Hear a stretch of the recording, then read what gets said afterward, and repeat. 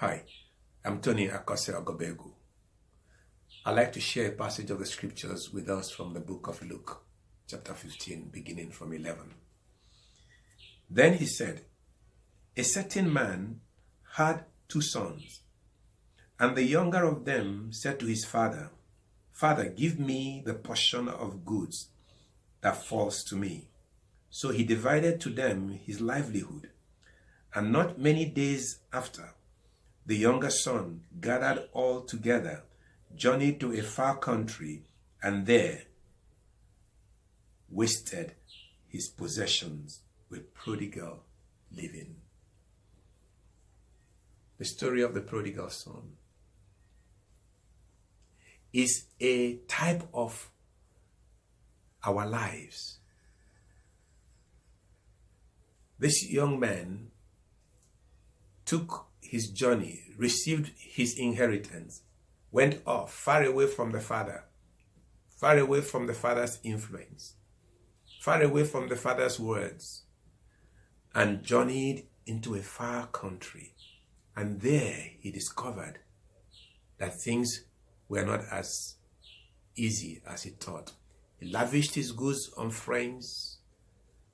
Then everything went.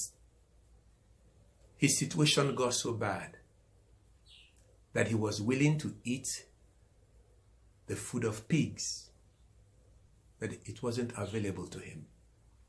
And the Bible says that he came to himself. Oh, my friend, I pray that the same will happen to someone that is hearing today. When you come to yourself, and I did one time come to myself, and the young man realized that there, in his father's house, there was enough for servants to eat, and he was perishing in hunger. And he said, I'll go back home. The most wonderful decision that boy ever made, a decision to return home. But he wasn't sure what to expect from his father. So he had this plan. I will just tell my father, don't even receive me as your son. Just receive me as a servant in the house, and that will be enough for me. At least I'll have food to eat. But his father was thinking differently. Let's see what happened with his father. And the son said, Father, I have sinned against heaven and in your sight, and am no longer worthy to be called your son. But the father said to his servants, bring out the best robe, put it on him, put a ring on his hand and sandals on his feet, and bring the fatted calf here and kill it, and let us eat and be merry. For this my son was dead and is alive. Again, he was lost and is found, and they began to be merry. That's a father that has been looking forward to the time the son will come to himself and return home. He wasn't thinking of beating him up. He wasn't thinking of placing some punishment on him. He wasn't asking him to do anything to merit his restoration back to the father. The father engaged him as a son with a ring in his hands.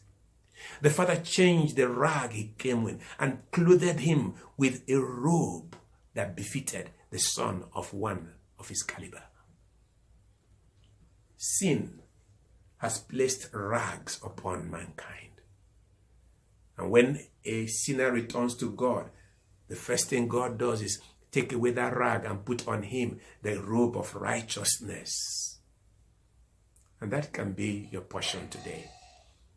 Simply coming to yourself and realizing that God, the Father, is waiting to receive you back.